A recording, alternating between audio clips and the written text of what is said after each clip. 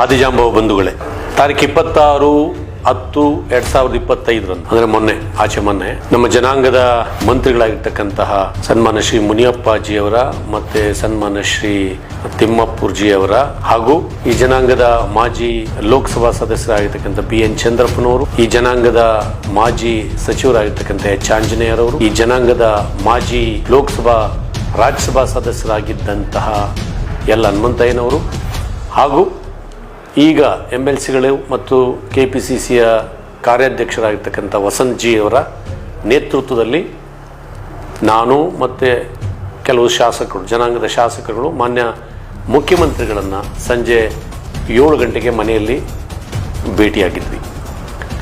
ಭೇಟಿಯಾಗಿ ಒಳ ಮೀಸಲಾತಿ ಈಗಾಗಲೇ ಜಾರಿಯಾಗಿದೆ. ನಮ್ಮ ಕಾಂಗ್ರೆಸ್ ಸರ್ಕಾರ ಜಾರಿ ಕೊಟ್ಟಿದೆ.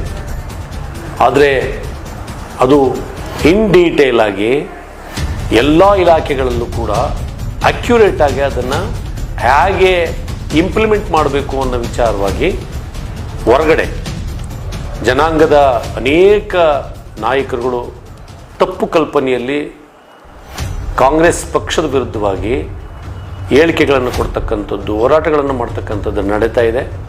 ಸರ್, ಅದಕ್ಕೋಸ್ಕರವಾಗಿ ನಾವು ಕಾಂಗ್ರೆಸ್ನಲ್ಲಿರ್ತಕ್ಕಂಥ ಮಾದಿಗ ಜನಾಂಗದ ನಾಯಕರುಗಳೆಲ್ಲ ನಿಮ್ಮ ಹತ್ರ ಬಂದಿದ್ದೇವೆ.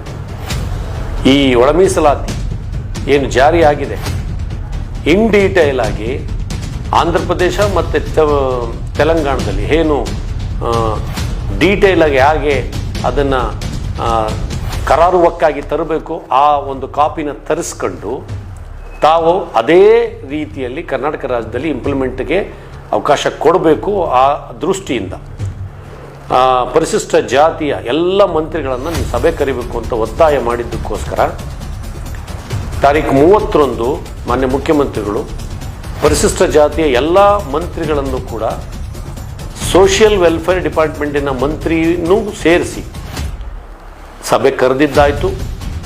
ಸುದೀರ್ಘವಾಗಿ 4-5 ಗಂಟೆಗಳ ಕಾಲ ಒಳ ಮೀಸಲಾತಿ ವಿಚಾರವಾಗಿ ಚರ್ಚೆ ನಡೆದು ಇಂದು ಕ್ಯಾಬಿನೆಟಲ್ಲಿ ಅದನ್ನು ಸಬ್ಜೆಕ್ಟನ್ನು ಇನ್ ಡೀಟೇಲ್ ಆಗಿ ಪರಿಶೀಲನೆ ಮಾಡಿ ಆದೇಶ ಕೊಡ್ತಾ ಇದ್ದಾರೆ.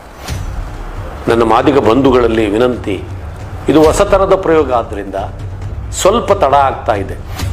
ಆದರೆ ಹೇಗೆ ಇದು ಒಳ ಮೀಸಲಾತಿನ ಕೊಡಬೇಕು ಅಂತಕ್ಕಂಥ ದೃಷ್ಟಿ ಇದೆಯಲ್ಲ, ಇದು 48 ಇಲಾಖೆಗಳಲ್ಲೂ ಕೂಡ ಈ ಒಳ ಮೀಸಲಾತಿ ಮತ್ತು SCP TSP ಏನು ಮೊತ್ತ ಇದೆ ಇದನ್ನು ಈ ಜನಗಳಿಗೆ ಮುಟ್ಟಿಸ್ತಕ್ಕಂಥ ವಿಚಾರವಾಗಿ ಬಹು ಸುದೀರ್ಘವಾಗಿ ಇದನ್ನು ಸರ್ಕಾರ ಚರ್ಚೆ ಮಾಡಿ ಒಂದು ಆದೇಶವನ್ನು ಕೊಡ್ತಾ ಇದೆ.